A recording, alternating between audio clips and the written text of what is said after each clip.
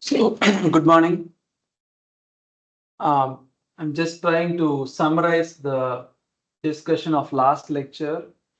We learned two methods, the trapezoidal rule and Simpson's one-third rule, and we did the same problem using both the methods. So before I do that, next Tuesday is going to be your quiz on this module 5. So we have already covered numerical integration in the last lecture, and today I plan to go over differentiation. Okay.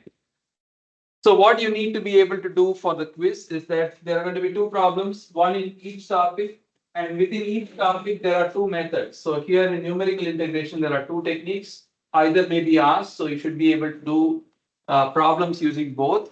So how you would practice for this type of quiz or this technique is that pick an integral which you can evaluate directly using integration by parts. Suppose this is the integral you wish to calculate. Does everyone know how to calculate this integral? Right? You could do integration by parts. So if you do that, you're going to get something like e power x, x cubed from 0 to 1 minus 0 to 1, 3x squared e power x dx. And if you continue doing this, this is e minus 3 times 0 to 1 x squared dx or x squared e power x from 0 to 1 minus 2x 0 to 1 x e dx. So this is going to be e minus 3e, right? Plus 6 times I have x e power x, so this is x e power x from 0 to 1 minus 0 to 1 e power x dx. So this is minus 2e plus 6e, that is 4e. Continue here. 4e. This is plus, this is minus. So minus 6 times e minus 1. Or this is 6 minus 2e. This is your exact value. I call it I exact. Okay. So what I'll do in the exam is typically give you an integral like this. Of course, asking you for the exact value is not my intention. I might even just provide that to you, or it might be a really simple integral. So this I is provided to you. The question is more likely to be evaluate I using one of the two methods, either the trapezoidal rule or the one-third rule. So you should be able to apply either formula and get I and compare it with an analytical or exact value. Okay. So you would get I, let's say I numerical divided by I exact minus 1. This would be the percentage error.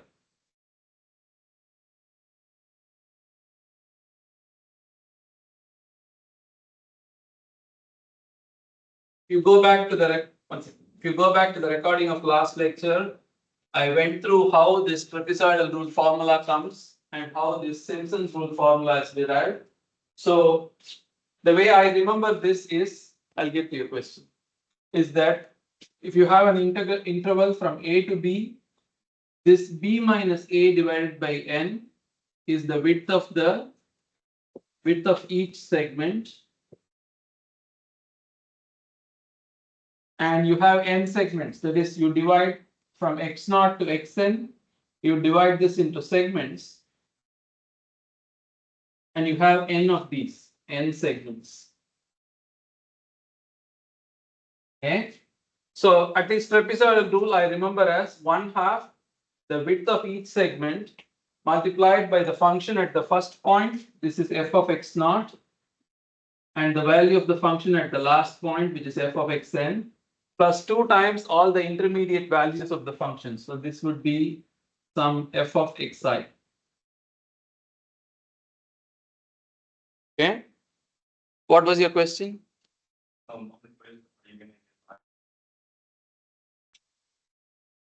I may or may not give. If it's a complicated integral, I might give. If it's a very simple integral, I expect you to do it on your own.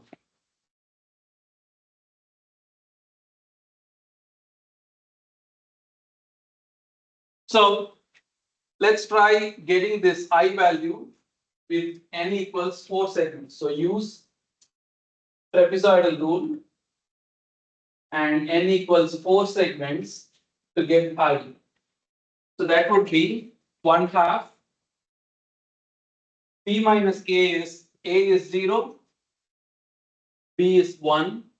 So I have 1 minus 0 divided by 4. Or I'll write this 1 minus 0 divided by 4 multiplied by what are my values? That is, if the starting is x naught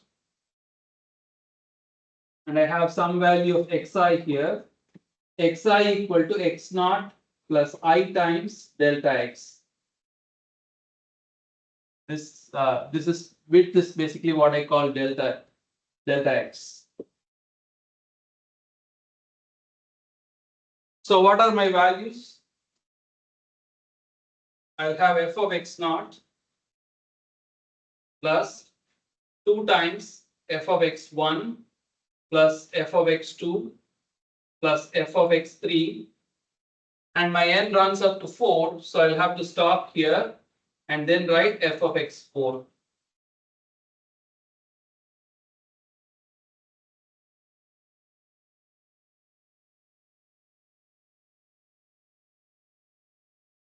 So this would be 1/2 times 1/4. What is f of x naught? What is this function evaluated at 0? That will be 0 plus 2 times. What is x1? First of all, what is the value of x1? x1 is 0 plus 1 times delta x, which is 1/4. So f of x1 would be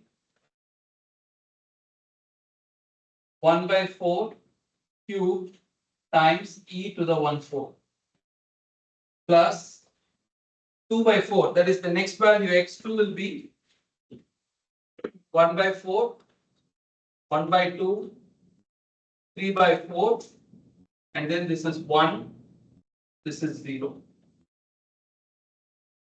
So next value will be 1/2 cubed e to the half plus 3/4 cubed e to the 3/4 plus last value is 1, so that will be e.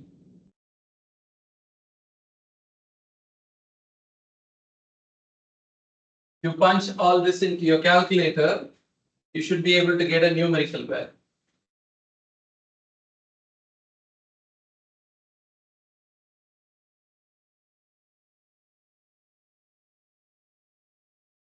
You would compare this numerical value I numerical with the analytic value or exact value.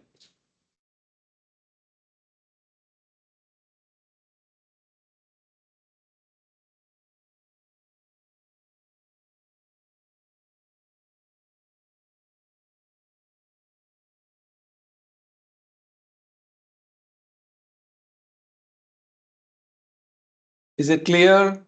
You feel comfortable with this? Do you? Excuse me.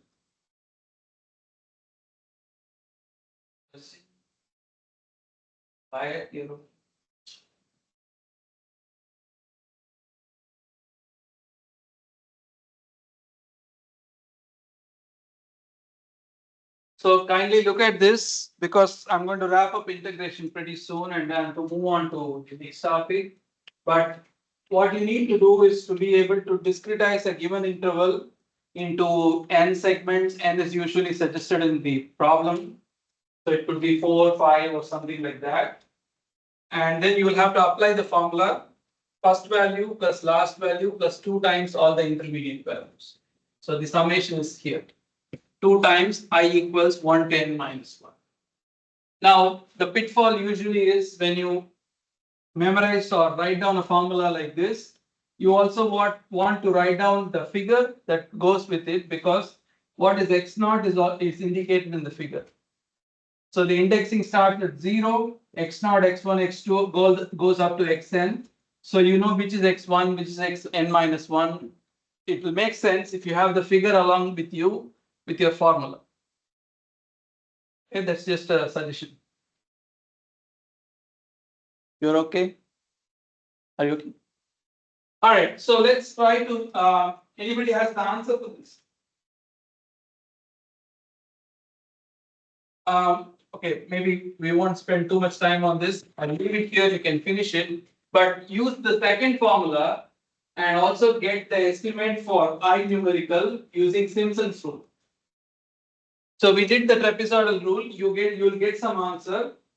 Okay, let's leave it on the board here, okay, so that we'll maybe do a comparison very shortly. If I now use the Simpson's rule formula, which is given as this, 1/3 times the width of each segment multiplied by this term. The constraint is that n must be even. And in fact, there is also a Simpson's 3/8 rule in which n must be a multiple of 4. Not just even, it has to be a multiple of 4. We are not seeing that technique, we are just stopping at Simpson's 1/3 rule. So n must be even. So for the same n equal to 4, okay, we are going to get I Simpson's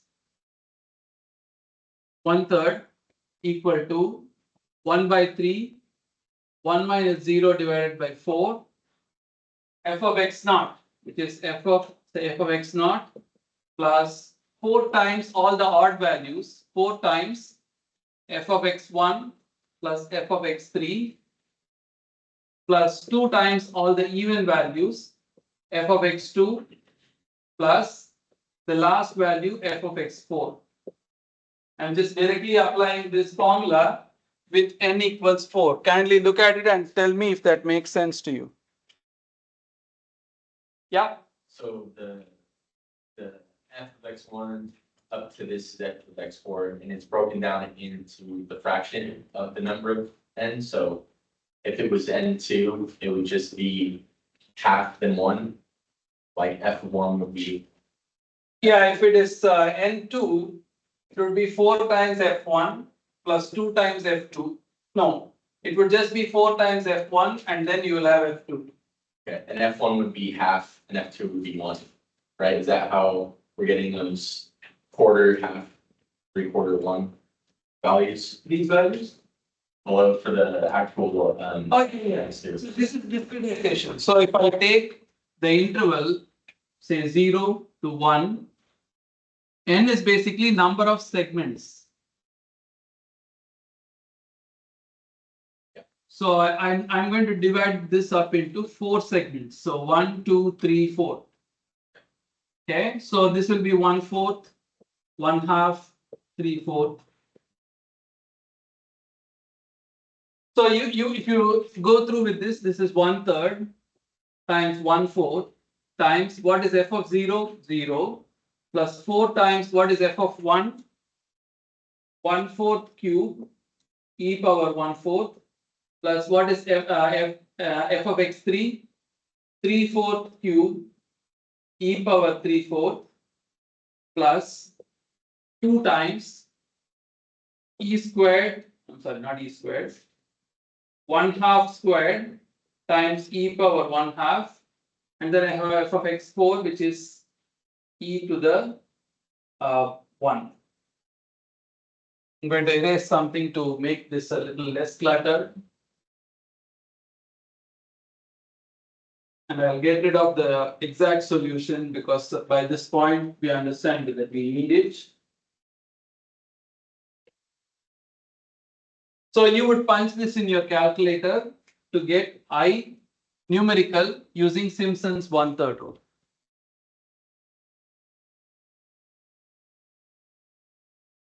If I ask you to do, instead of 4 segments, if I asked you for 6 segments, just to make sure that you are able to transfer this onto a different situation, if we ask you for a 6 segments, this is 0 to 1. Obviously, the width of each segment will be 1/6, right? So it's going to be 1/6, 1/3. It is 2/6, 3/6, 1/2, 2/3, and then 5/6. So you would take the value I Simpsons equal to 1/3, width is 1/6. First value is f of 0 plus all the odd values. So this is 1, so this is 0, 1, 2, 3, 4, 5, 6. So odd values are 1, 3, and 5. Even values are 2 and 4. The endpoints are 0 and 6. So I'll have f of 0 plus 4 times the odd values, 4 times f of 1/6 plus f of 1/2 plus f of 5/6. And then 2 times plus 2 times f of 1/3 plus f of 2/3. And then last value is f of 1.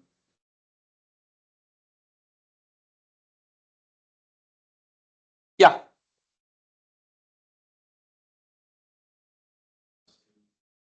Compound squared, should that be cubed? Correct. Correct.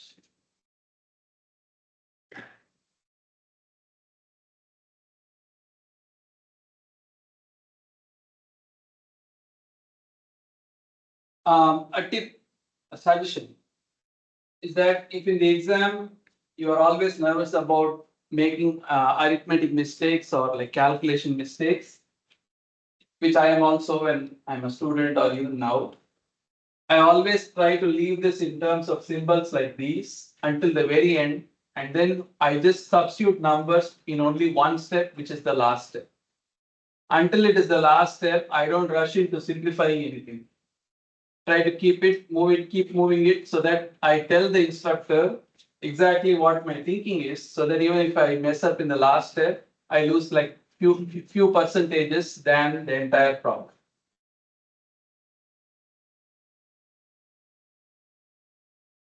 So I've given the section numbers, the equation numbers, the ones you need to do. I would ask you to try a lot of problems in at the end of the chapter 21, especially problem 1. All of these problems are fine, except maybe you can go from 1 to 24 or 1 to 25, in fact. All the problems are fine. Just skip the ones that involve multiple integrals. Don't do multiple integrals, just do single integrals. You can practice on those.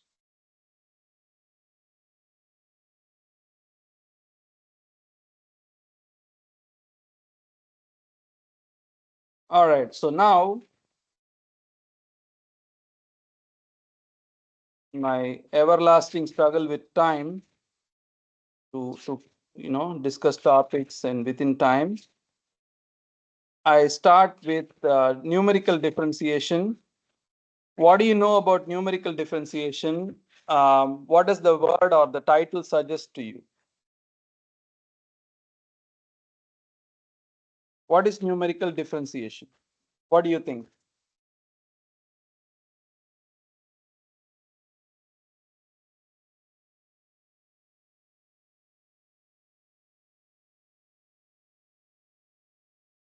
You must know something about differentiation.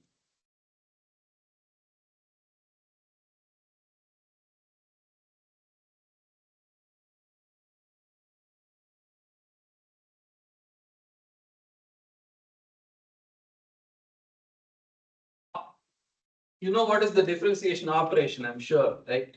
If I give you a function f of x, you know how to compute f dash of x and everything. So when we write dy over dx, can you go back to your calculus 1, where they first showed you what is dy by dx and they defined it for you. Can you recall that definition? Difference of y over the difference of x. It's the difference in y over the difference in x, right? Or in other words, if I consider a curve, here is x, okay? Let's say I pick an adjacent point, which is x plus dx or x plus delta x. At x, we know the value of the function is y of x. At the adjacent point, we are saying it is y of x plus delta x, right? And then what you called as difference in y, what you meant to say is it is the value of y at x plus delta x minus the value of y at x divided by x plus delta x minus x. This is what you meant to say.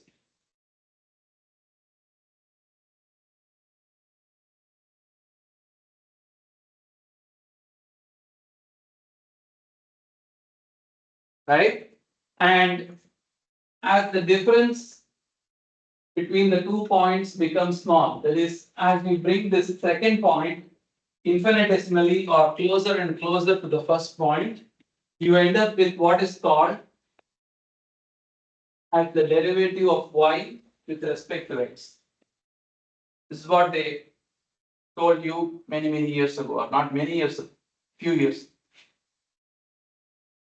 So if you just stop here, that is, if you don't think about the limiting process, just think about you have a derivative which we can approximate as change in y over change in x. We do that all the time. Examples, can you give? When do we approximate slope based on difference?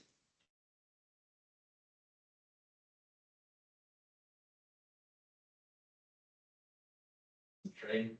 Stress and strain. Good. What else? Where I mean in your labs, of course. Where do you do it in life? You do this all the time. Our brain does it all the time.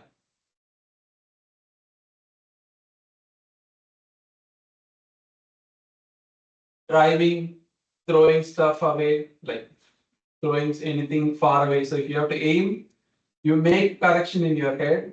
How much should I aim in order to reach that spot? And based on the feedback that you get, how far you miss, your brain recalculates how much force or angle that you should give.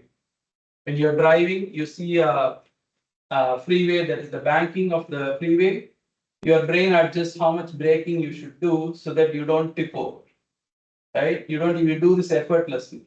The brain does it by practice. Right? So this derivative, approximating a derivative as the difference, as the ratio of difference, is something we do all the time. Okay. So when we provide you, when the analytical form of y of x is known. So if y is given to be a polynomial in x or an exponential, trigonometric, logarithm, whatever function, we know how to calculate dy by dx using the rules of differential calculus. Dy by dx can be directly obtained. You know this, so I'm not going to review that. But when y of x is presented as discrete data points, then obtaining dy by dx is done using finite differences of delta y, finite differences which are delta y and delta x, and considering, and sorry, not considering, and approximating dy by dx to be approximately equal to delta y by delta x.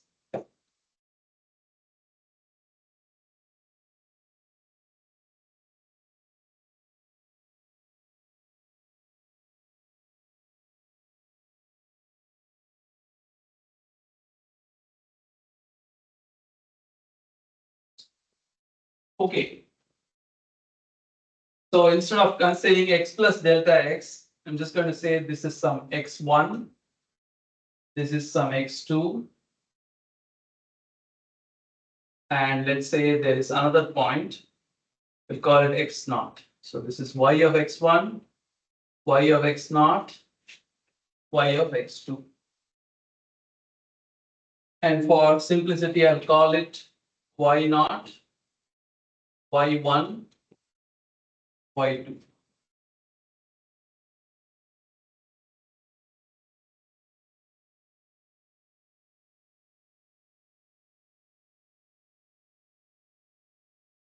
So if I want the slope, so if what we want is the slope at x1, how should we calculate it? What is the correct way to calculate the slope at point x1? Can we say this is y2 minus y1 divided by x2 minus x1? Can we? Like connecting these 2 points and using it to obtain the slope. Is that okay? It is after all 2 points connected by a line, and you're just saying this slope is equal to this height minus divided by this distance. It's okay. The question is not whether it is correct. The question is, what about y1 minus y0 divided by x1 minus x0? Is that also the same slope, or is it a different slope? Which is the correct slope? That would be this.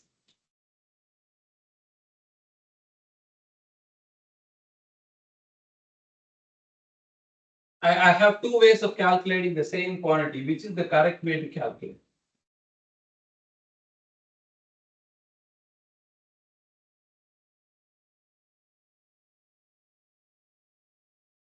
Oh, Usually, if the question is like this, the answer is like all of the above, right?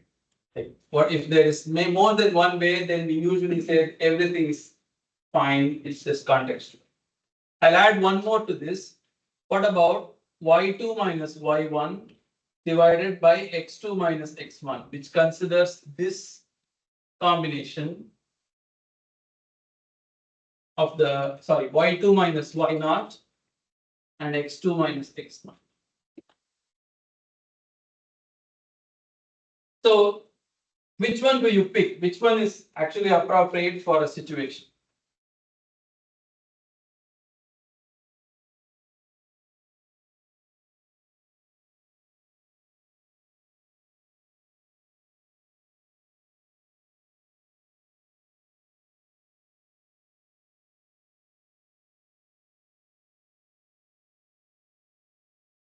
Yeah, any thoughts?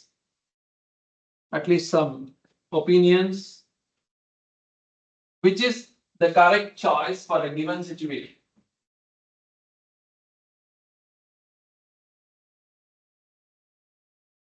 would it be where we're analyzing it from? Like, if we wanted to go from the whole length, it would be better to use the whole length.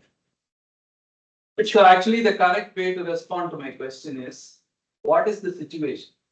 If I'm telling you something depends on situation, you should be asking me, give me the exact situation for me to respond.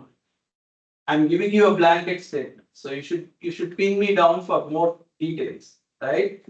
I give you details.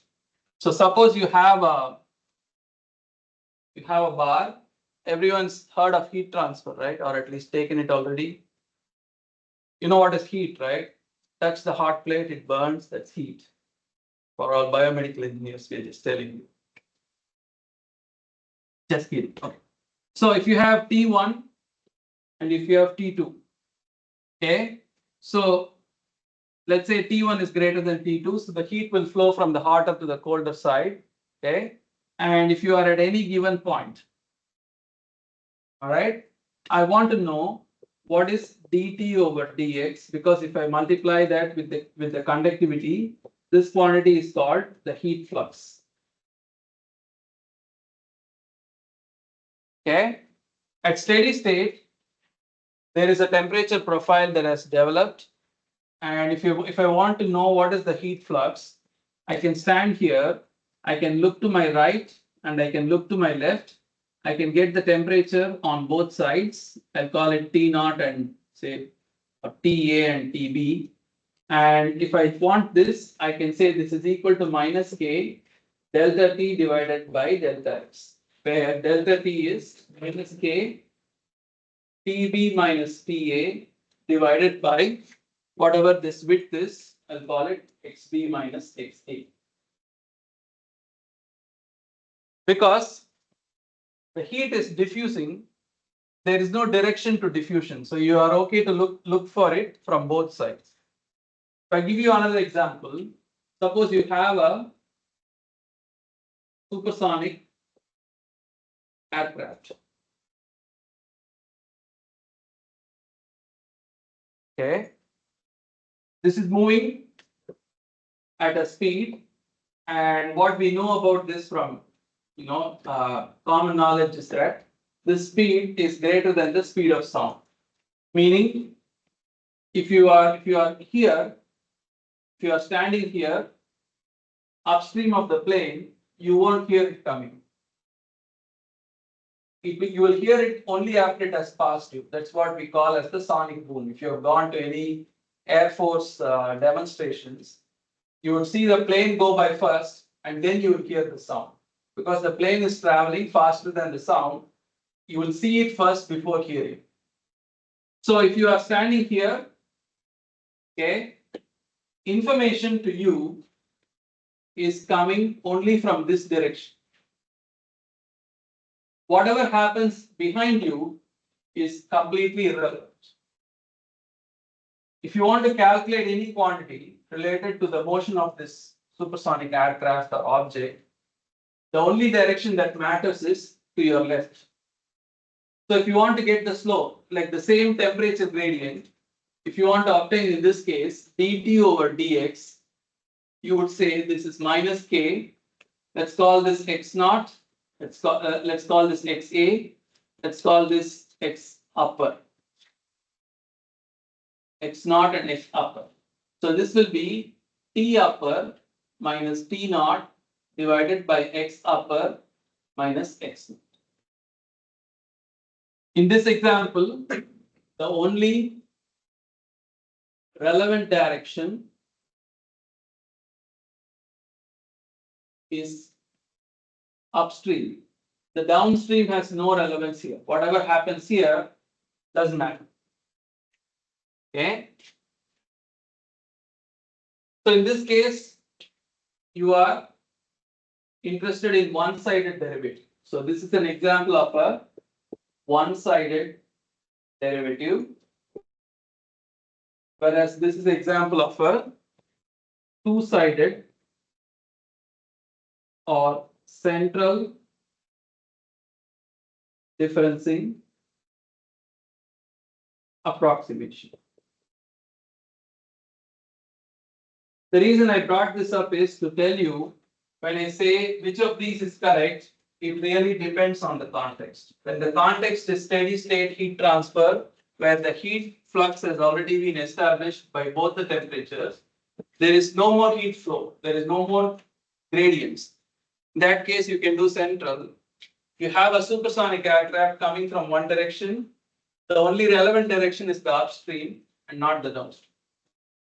Okay, so there is some sort of an attempt by me to help you connect with what this differencing process is.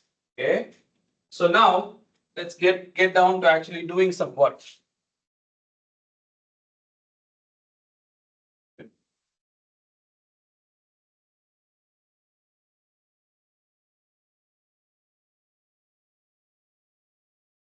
So if I have data, if I have X and I have Y, let's say this is X1, Y1, X2, Y2, Xi minus 1, Yi minus 1, Xi, Yi, Xi plus 1, Yi plus 1, all the way to Xn, Yn. This is the other way of representing this data is just put it as a bunch of points where X1 to Xn. Okay.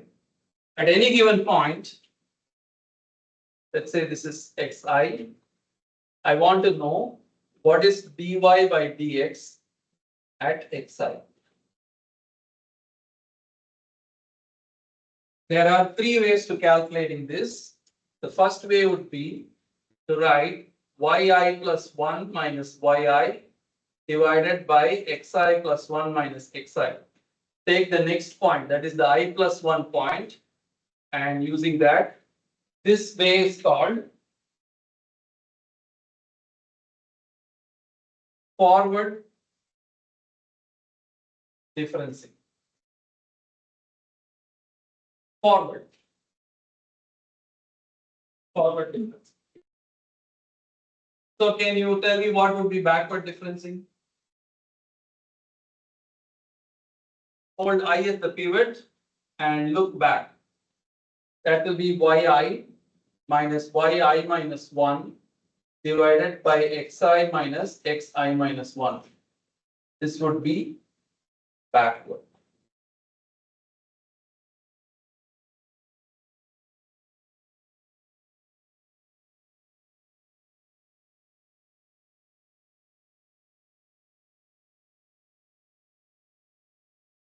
I can also consider I plus 1 and I minus 1 and write yi plus 1 minus yi minus 1 divided by xi plus 1 minus xi minus 1. This would be central difference.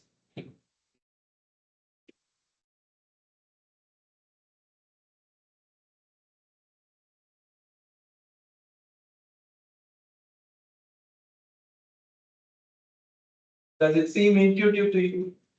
This part. I mean, whatever I said earlier, it requires some thinking, but at least this part, does it look intuitive to you? Yeah. Okay. So this is easy and intuitive for the first derivative at a point. Okay, number one. Number two, do we always care only about first derivatives? Are there any quantities which are famously second or third derivatives of a quantity? Can you name some examples? Acceleration is the second derivative of displacement, right? So there, if you had a sensor that outputs only position as a function of time, suppose x is time and y is position, you want acceleration, you need the second derivative. So you need to learn how do you get not only the slope, but also the curvature, and if necessary, even higher order derivatives. We need to learn a technique. We can't just be like doing this sort of intuitively. Okay, so let's learn a technique.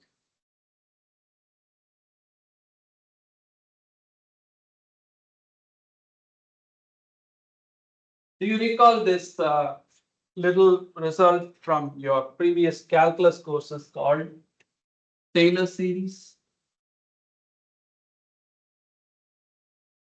Does it ring a bell? Sort of. Okay. So Taylor series is a very, I would say, intuitive idea, which is to say,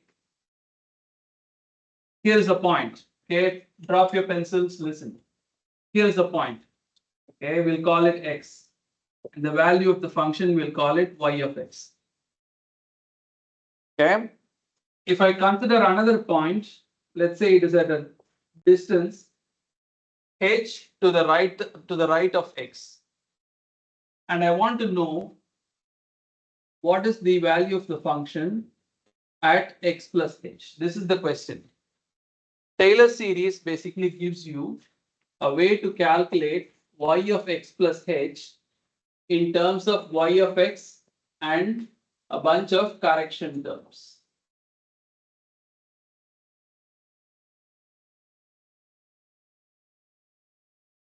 You with me? Okay. How do you think about these correction terms?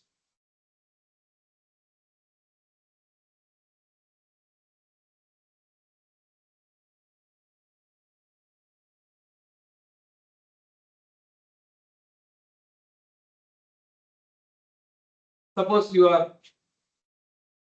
suppose there's a hill, okay? You are standing on top of the hill and your friend is down here. Okay? Your friend is trying to throw or trying to locate what is, so your friend's height, we'll call it y of x. We'll call this, say, some constant. That constant could be like the baseline elevation. He or she is at the base camp, you are on top of the hill. Okay? And your friend wants to know what is your height above her or his level. Okay? With me so far? How would you answer that question? If you are here and you know this distance is h, okay, and if you have a laser pointer and there is a mirror up here, you can shoot the laser pointer and you can measure the angle at which you shoot. What is that angle? The slope, right? The slope of this triangle. So you can write y of x plus h equal to y of x plus the slope times h. This should make sense, right? This is just trigonometry. I'm trying to find out the height by writing this is slope times h using that laser point. Okay. Now, let's say this is no just hill. This is not just some hill. Let's say it is the hill, like Mount Everest. Mount Everest is, just to give you the perspective, it's about 8.5 kilometers tall. If you are sitting on top of it, hypothetically speaking, you could actually see the curvature of the earth. Okay, so not only you have to worry about this distance, you also have to worry about where this distance sits on the earth's curvature.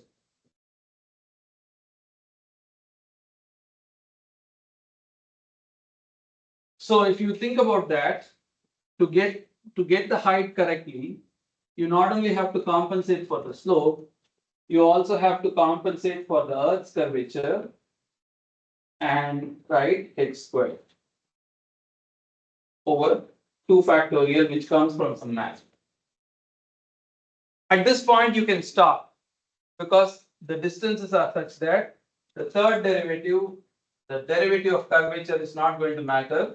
So this is, for all practical purposes, a good approximation of where your friend is from you. Okay. The reason I brought this up physically is that mathematicians will tell you this correction term, basically dy by dx multiplied by h plus d squared y over dx squared multiplied by h squared over 2 factorial d cube over dx cube h cube over 3 factorial plus and so on up to infinity. Mathematicians will tell you this, which never made any sense to me until I figured it out that you could actually think physically as slope times distance, curvature times distance squared, and so on and so forth.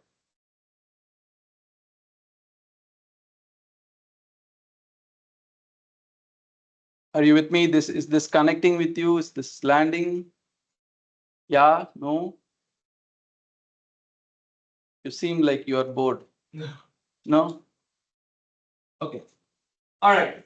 So if I now want to get, suppose I am interested in the value of the function at x I plus 1. That is, I'm at I. I am interested in the value of the function at I plus 1. I would write this is y at xi plus the slope dy by dx at xi times, let's say, this difference xi minus xi minus 1 and this difference xi plus 1 minus xi. We'll say all these are equal and equal to h, which we'll call as the width or the step length. So this is the, dy by dx at xi times h plus d squared y over dx squared at xi times h squared over 2 factorial plus and so on up to infinity.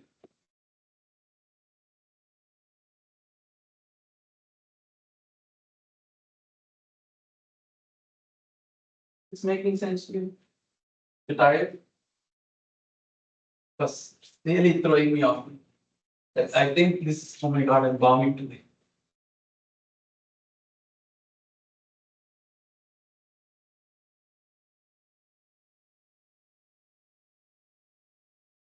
Okay, so I'm looking for this. Okay, this is what I want. I want to approximate the slope at point xi. So which I can write dy over dx at xi times h plus d squared y over dx squared at xi times h squared over 2 factorial plus and so on up to infinity is equal to y xi plus 1 minus y at xi. To remind you, this is what I care about. This is what I don't need.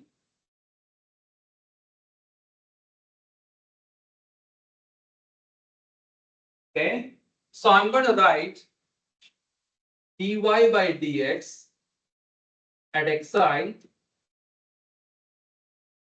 plus some terms equal to y at I plus 1 minus yi divided by h.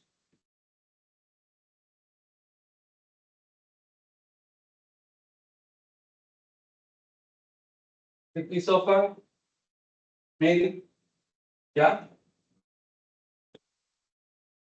Okay? This is exact. I'm putting an equal sign. Okay? Now these terms, think about these terms. What are these terms? They start with h squared. The next term will be h cubed, h to the fourth, h to the fifth, and so on. Okay? This h or this step length is a small increment usually. Or it can be anything, but it's typically a small increment. You want to go in small steps. So if I write dy by dx at xi is equal to yi plus 1 minus yi plus h, and then I'll say that there is an error whose magnitude scales with h. O of h stands for error whose magnitude scales with h or h power 1. Okay, so we call this dy by dx at xi approximated as yi plus 1 minus yi divided by h is the first order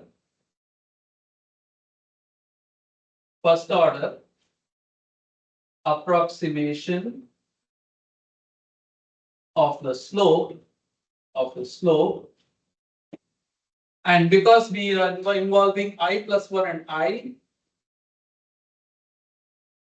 using forward differencing. That's a lot of concepts packed in there. It is first order because the error scales with h power 1. It is forward differencing because it involves I plus 1 and I.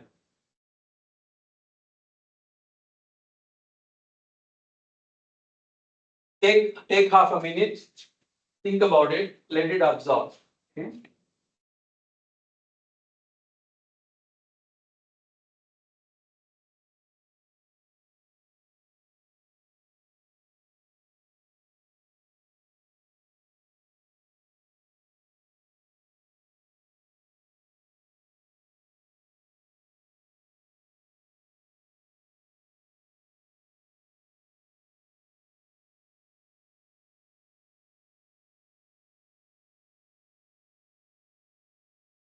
Yeah, question? Yes, sir. No? Ask something. Okay. You want to make the terms another constant, like why would you put it with respect to an error? Because when you get a bunch of discrete data points, you don't know the underlying function. What you know is only the value of the function at selected points. Okay. So when you don't know that, all you can do is only approximate. Can't get the slope directly. That is why this is an approximation. And when you are approximating, you are throwing away some terms. What is the cost? What is the error that you pick up when you do that throwing away? That is this term. And that term scales with h. The key point here is when I rearrange this, I'm going to get d squared y over dx squared times h squared over 2 divided by h. So whatever h is, that error will scale with h. If you make h really large, that error is going to become really large or other way. Okay. This is the leading term. We just look at the leading term in the error and say it scales with h. What about the term that comes after this? The third derivative times h cubed divided by h, which is h squared. Whatever h is, if it's a number less than 1, h cube will be even smaller. H fourth will be even smaller. So you don't have to worry too much about the later order terms. It's this leader that sets the magnitude. Okay. To test yourself that if you understood this, can you go ahead and get me the first order approximation using backward difference? How will you think about backward difference?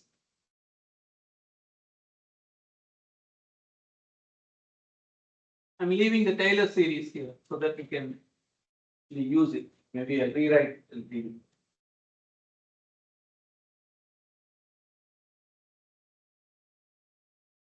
So for forward differencing, I talked about here is x and here is x plus h. There is no reason h must be a positive number or to the right of x. It could as well be x minus h. Okay. So if I write y at x minus h, which in our nomenclature, I'll go back to writing xi minus 1, xi and xi plus 1, each of which is h.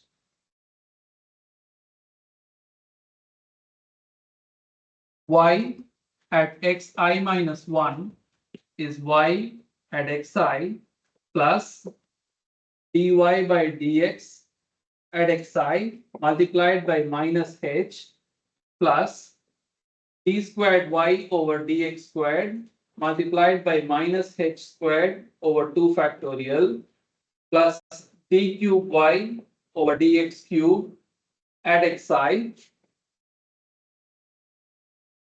multiplied by minus h cube over 3 factorial plus and so on up to infinity.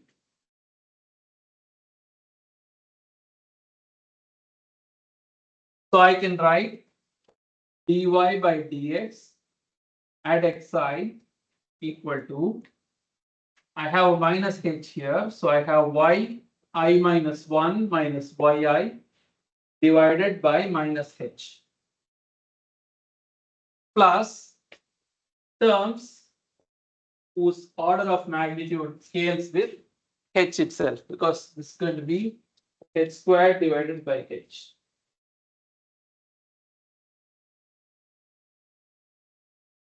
Since I have a negative sign, I will write dy by dx at xi equal to yi minus yi minus 1 divided by h. This would be first order approximation, and this is because this is, since it involves a point to the left of the point I, this is backward difference.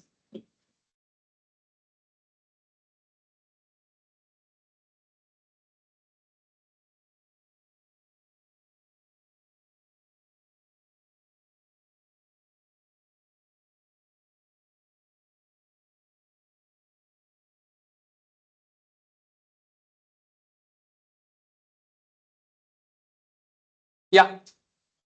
So for first order, could you just explain why going from like the error magnitude, right? Yeah.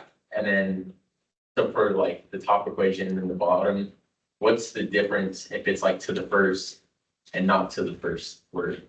So okay, we are going to do the see that. Okay. So when you think about this equation, it is basically literally saying the value of the function at this point is this value plus a first order correction plus a second order correction, third order correction, and so on. When you are going to use this equation to solve for the slope, assuming either the other things are known or things that you will discard, like these two are known, all these terms you are going to discard, which is what leads to the generation of error. Whatever you throw away, don't account for, becomes error, right? So if I focus on this, I'm rearranging this by moving it to the other side and dividing by this. So if I divide by h, that is, if I divide both sides by h, I have to divide each term by h. So each term will undergo a reduction in power by 1. That is why I say the discarded terms or the error scales with h power 1. So the higher order is just more terms. It's like So it's like saying if suppose h is let's say 0.1. Yeah. H squared is smaller. H cube is smaller and so on. So if this among these terms, this is the leader. Whatever its magnitude is, the error is dominated by this term. Subsequent terms contribute less and less and less. So you can just stop talking about them and focus on the biggest contributor. Are you okay? Okay, so now is this making hopefully this is making sense to you. Now you're going to get me a finite difference approximation for the slope using central differencing, that is using the points I plus 1 and I minus 1, but without I.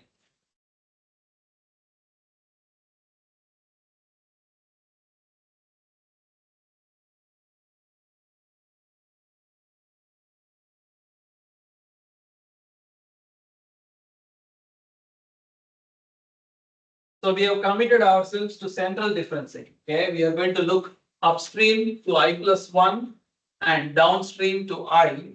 Okay, so yi plus 1 is yi plus dy by dx at xi times h plus the slope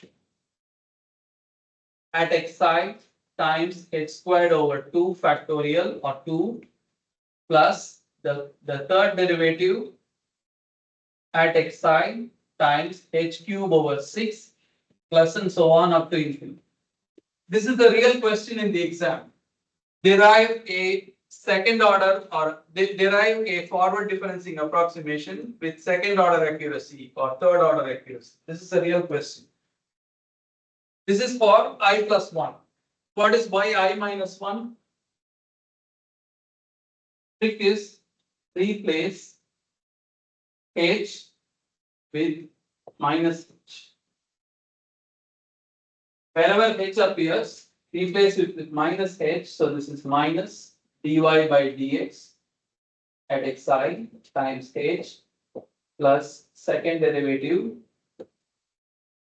h squared over 2 minus third derivative h cube over 6 plus and so on up to infinity.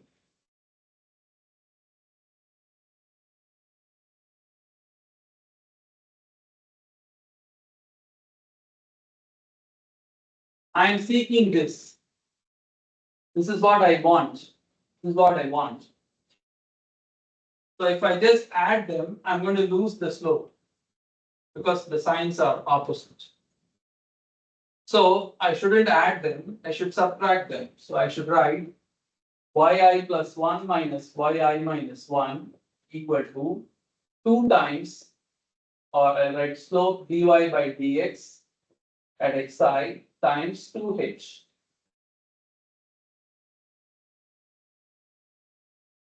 So this term goes away, the second derivative goes away, the third derivative adds up.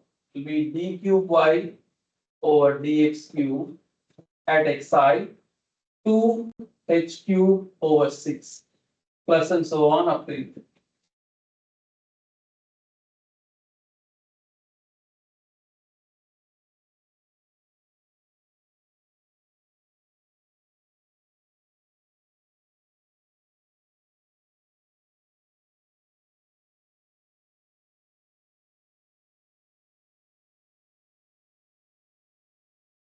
Okay, so I'm going to write dy by dx at xi equal to yi plus 1 minus yi minus 1 divided by 2h. So I should divide both sides by 2h. So I'm going to get this plus an error whose order of magnitude varies with h squared. Tell me if this makes sense to you. When I say the error varies as h squared, are you like, yeah, that makes sense? I have to divide both sides by 2h. So I have to divide this term by 2h, which will leave me with a h squared. And the next term will be h to the 4th, h to the 6th, and so on. So the error leaves with h squared.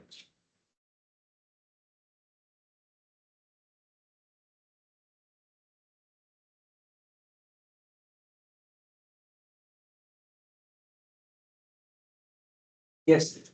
Why in y minus 1 is the second derivative, Yeah.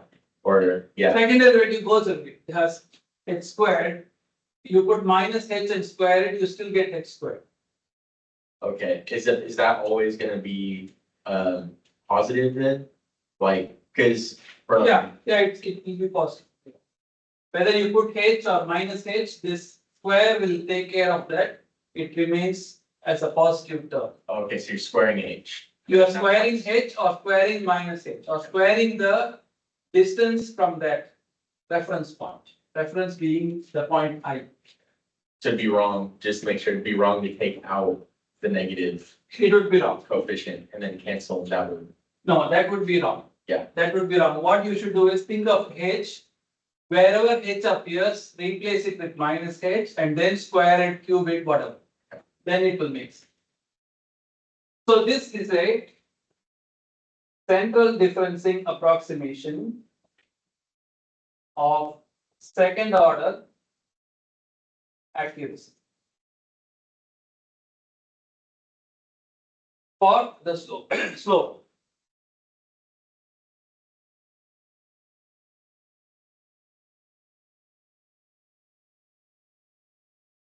central differencing approximation with second order accuracy.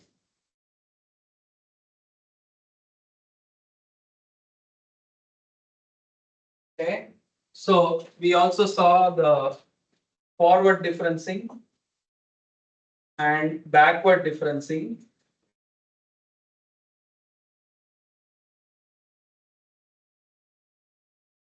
But those were only first order accuracy.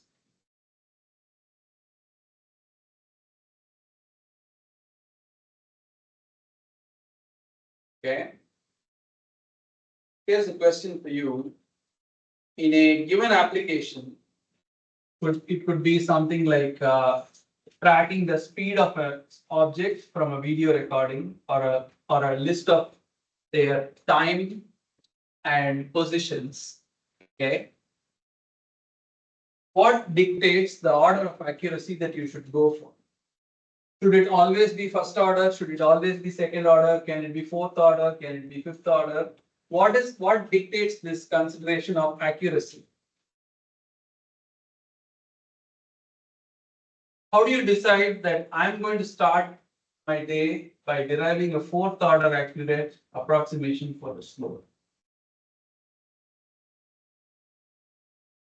Guess would it be your parameters? And like the hill example, it depends how high you went, right? So if you went really low on a small hill, you wouldn't have to consider curvature or Yeah. anything. Yeah, It's not like a thing you have to worry about. But Yeah. if you went higher, there's more variables like. exactly. So that is exactly right for the hill example. Now, think about this situation where I give you a very simple experiment. I'm asking you to drop an object and capture a video of it falling using your camera. You'll get a movie. You can take a software and extract the frames from the movie, and each frame gives you the particle at a different location. Okay, from that frames, that is frame 1, frame 2, frame 3, frame 100, frame 200, you can calculate the speed of that object, the speed at which it's falling, right? What is speed? S2 minus S1 divided by T2 minus T1, simply putting it. But it turns out the recording or the recording device that you used had some noise. So it's very hard to say how much a particle has moved in between two frames. If you waited 10 frames or 5 frames, you would get a better idea. But in just 2 frames, it's so hard to say.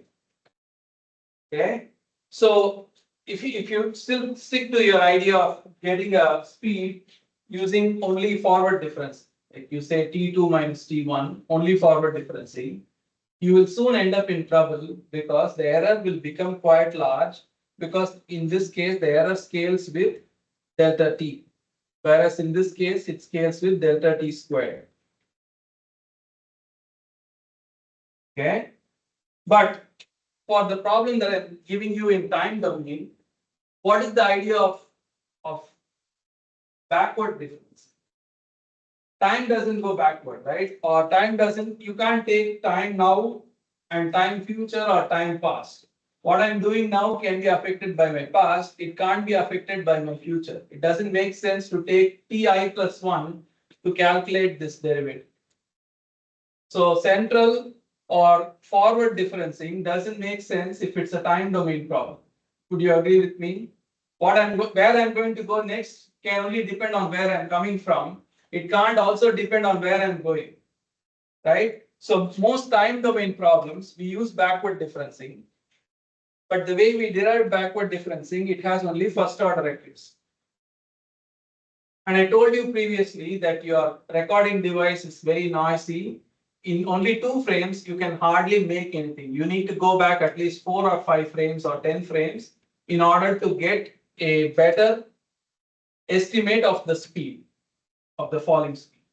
So in other words, I'm asking for backward differencing, but I want an accuracy which is, let's say, at least second order. How will I derive it? It should be second order accuracy. It should be backward differencing for this speed example. How will I derive it?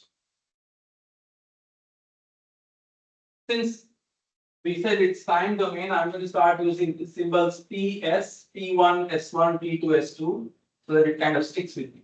Okay.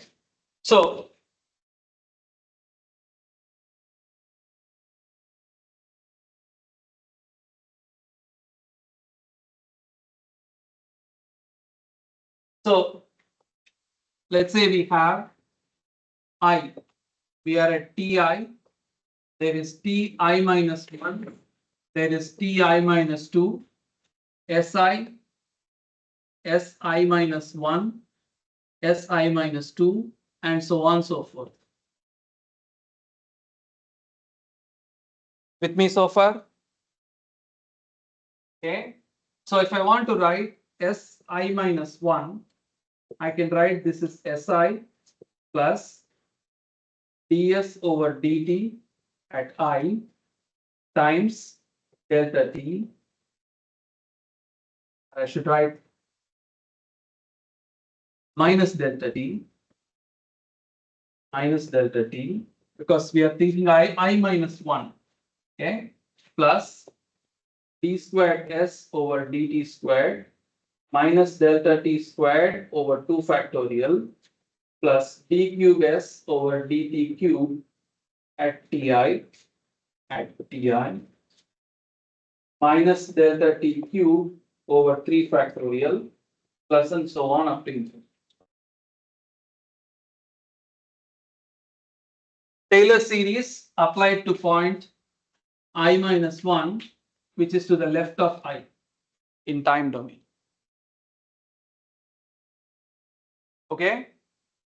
If I just take this equation and write ds over dt at I is si minus 1 divided by delta t, what is the order of magnitude of my error?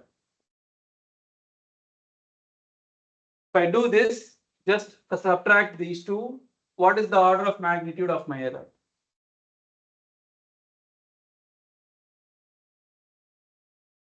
1, right? Should be first order in error. But this is not what I want. Not what I want. I want order of error at least t squared or better. At least second order accuracy or better. So I would go back one more point in time and I would write Si minus 2 equal to Si plus ds over dt at I. What is the distance between I and I minus 2? 2 delta t minus 2 delta t plus t squared s over dt squared minus 2 delta t whole squared divided by 2 factorial plus d cube s over dt cube at ti minus 2 delta t cube divided by 3 factorial plus and so on up to.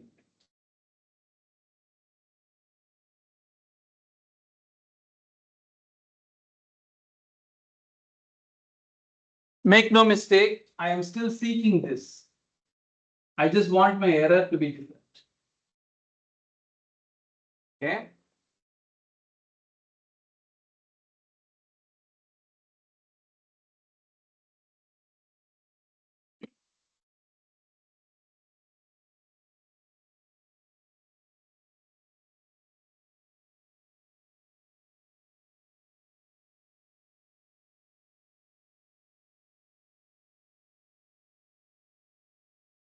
I don't know if I'll be able to do a numerical problem today, but for the quiz, what I'm going to do is not make you derive all this, but I'll give you a finite difference formula and ask you to apply it on a data set. Give a table of data, give you a formula, and say, get me the slope or get me the curvature. Okay. Okay. I have these two equations. Okay. I want to keep this. I don't want to lose the slope. I want to lose something else so that the error becomes t squared and not t power 1. Let's try to get rid of the second derivative because delta t cube divided by delta t will give me delta t squared. So let's try to get rid of the slope. How will you get rid of the slope here? So Si minus 1 minus Si equal to ds over dt at Ti times minus delta t plus d squared s over dt squared at Ti times delta t squared over 2 factorial minus d cube s dt cube at Ti times delta t cube divided by 6 plus and so on up to infinity. Just rewrite it, okay? And then Si minus 2 minus Si equal to minus 2, or I'll write minus ds dt at Ti times 2 delta t plus d squared s over dt squared at Ti 2 squared 4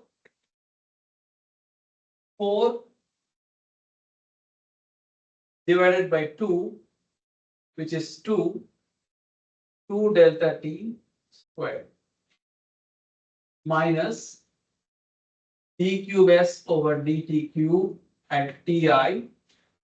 This is 8 cube, right? I'm sorry, 8 delta t cube. 8 divided by 6 is 4 by 3.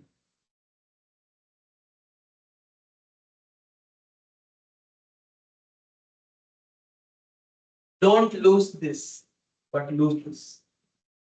To lose the to eliminate the second derivative, what manipulation do you need to do? You can do multiply the first equation by 4, and then you can subtract, right? Multiply the first equation by 4 and subtract. Would you agree with me? So multiply the first equation by 4 and subtract it from the second equation. I would have Si minus 2 minus Si minus 4 times Si minus 1 minus Si. That's the left side. And I will have ds over dt at Ti times delta t. I'll have minus 2, which is from this equation, minus 4 times this, or plus 4.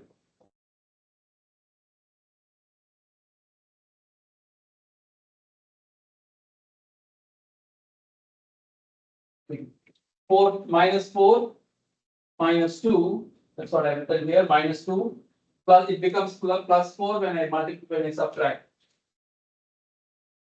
This goes away. That is the important reason why we are doing this. Plus, or minus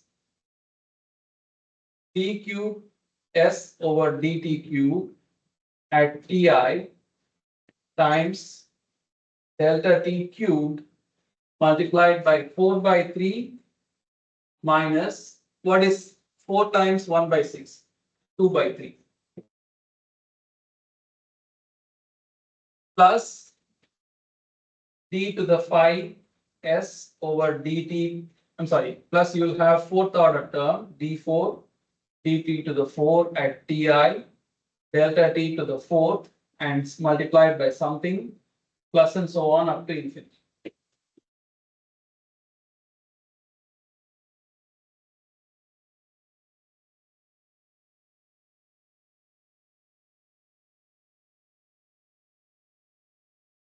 Still reminding you that we are looking for a formula for the slope.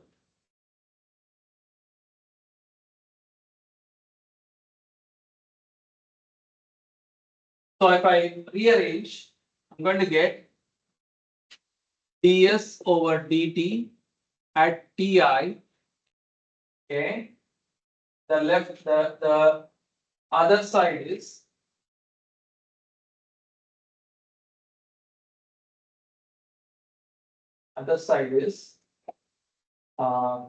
plus 4 minus 1. So this is 3 si minus 4 si minus 1 plus si minus 2 divided by 2 delta t, okay, plus the error scales as delta t. So this is delta t, I have to divide everything by delta t squared. So this becomes delta t squared, sorry, divide everything by delta t. So cube becomes squared, 4 becomes 3, which we don't care about. So the leading term of the error is squared. Because we moved all this to the other side. So the next higher order term is delta t squared. So this will be delta t squared. So this is backward differencing. It involves I minus 1 and I minus 2, 3 points. And the error scales with delta t squared and not delta t.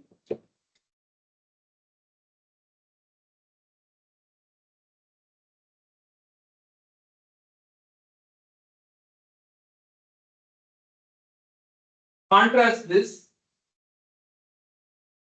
with ds dt of I equal to ti minus ti minus 1 divided by delta t.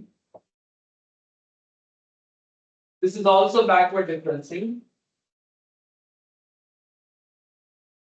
It involves points I and I minus 1, 2 points. The accuracy is first order. Contrast this and this.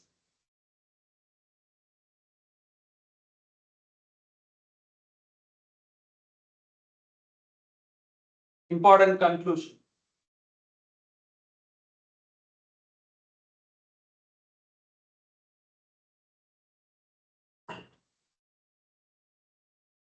So if you contrast this, it involves only 1 point in the backward direction.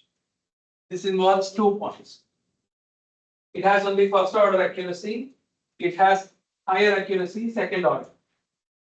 The rule of thumb is the more points you involve, the higher your accuracy becomes. You could try and derive a backward approximation that involves 5 points, which will have t cube accuracy. You can do this endlessly, but we're not going to do this endlessly. We are hardly going to do this, but this process is universal, that you can apply this for central, forward, or backward differencing and derive any order of formula that you want for a particular application. Next lecture, I'll go over the tables in the book that show these kind of formulas. What you need to be able to do is 2 things. One is, if I ask you for a particular type of formula, forward differencing, second order accuracy, if I just say that, you should be able to derive it. Number 2, I'll give you a table of data and tell you which formula to pick from a table of formulas, and you should be able to compute the derivative. That computing work, that is doing the calculation, we'll do a couple of examples at the start of next lecture and wrap this unit. Okay. Thank you.